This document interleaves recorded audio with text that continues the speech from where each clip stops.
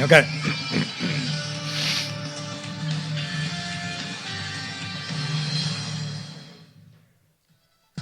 Welcome back to the Uconn Men's Basketball Coaches Show on the Uconn Sports Network, presented by Brown, Painderas, and Scott. For more of tonight's show, here's your host, Mike Cristino. And we're back at the Duncan Music Lounge here in iHeart headquarters in Hartford for the Uconn Men's Basketball Coaches Show. It's Dan Hurley with us and a good crowd on hand. Coach, we're still getting over last spring. I mean, man, it was perfection the way it went. And I heard everywhere we went from high-level analysts in this game, and you know a lot of them, they just loved watching UConn play. It was a beautiful thing. And when this game's played like that, sharing the ball, moving it, and just getting 5 people involved in the same goal, there's nothing better than that. And a lot of people recognize that. Yeah, it takes, talent. It takes, the right type of people, people that want to go and win in college. And, the game, it's gotten crazy. You got the portal, you got NIL, you got the NBA, which is almost becoming like a third thing you don't even stress as much about. So it's even harder to get, like the young people in basketball to be about the place and to be where their feet are and care about winning and value that over Instagram followers and likes and clicks and NIL stuff. So we attract, I think, beautiful guys that are all about the right stuff, and they share the game with each other, and it's just we got a good formula right now. Yeah, there's no question about it. And I got to meet the freshmen over the last few weeks. The Blue-White Night, those guys are impressive. I mean, they're smart dudes. They care. You can tell they're all about the team. And you can't find guys like that sometimes. It's hard today in this environment we live in. How do you get down to the nuts and bolts of guys like that and find guys like that? I mean, you got to hold out for the combination of the talent you need and want, and then some pedigree, really good families, smart guys, just trying to get good traits, work ethic, competitiveness.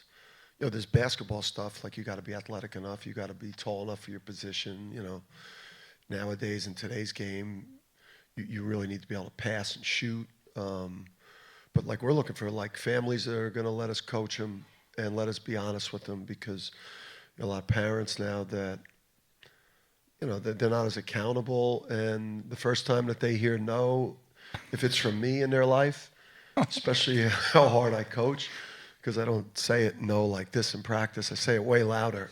Yeah, I'm sure.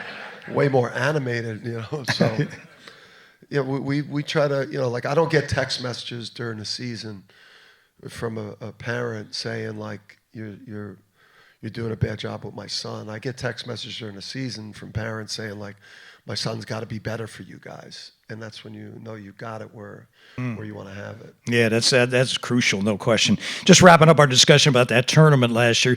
You played the fast-paced Iona Gales round 1. You get St. Mary's. Now that was a darn good team from the West Coast Conference. They were excellent. One of their guys got hurt in that game. I think that hurt them. But you were able to beat a different kind of team, 2 days after beating Iona. So that goes back to your coaching staff and scouting and knowing what you can do. Tell me about that, because that's not easy. You get 24 hours, you got to figure it out. You really haven't seen them in person. I mean, it's a process. Yeah, so the staff is critical. Tom, Tom Moore, who brings just the experience and head coach experience, and personality-wise, he's a lot different than me. So it's good. You don't want if it was all just people like me, that could be a problem. It would be, you need a mix. And, so Tom is just he's in his late 50s. I don't want to call him an elder statesman. No age jokes on the show, by the way. No, sorry. Sorry, Tolland, Connecticut. That's Tom's spot. Kamani and Luke, I've been lucky to have some great coaches coach with me over the course of my career. And Luke and Kamani are as good as any in terms of the recruiting, the game prep. I mean, they split the scouts. They do so much in recruiting. They do so much positionally. Kamani works with the perimeter people. Luke works with the front court players. You know, Kamani helps a lot with like defensive type of ideas and strategy. Luke helps with the offensive strategies and different things. So it's a great staff.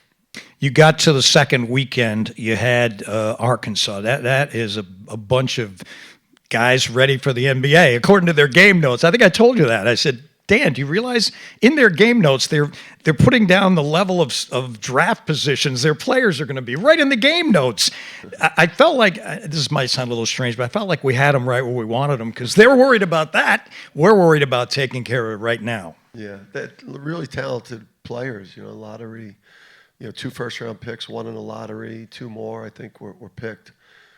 But you know, the level we were playing at there, and then getting out of that first weekend, that's a real thing at Uconn. Like that first game of the tournament it's heavy, you know, because of the history.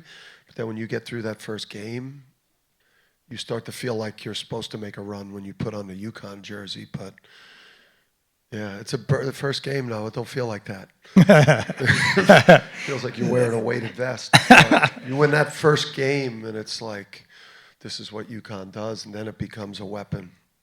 So after Arkansas at Gonzaga, I mean, how many Final Fours? Mark Few, 20-plus years, winning his conference every year, Final Four type material.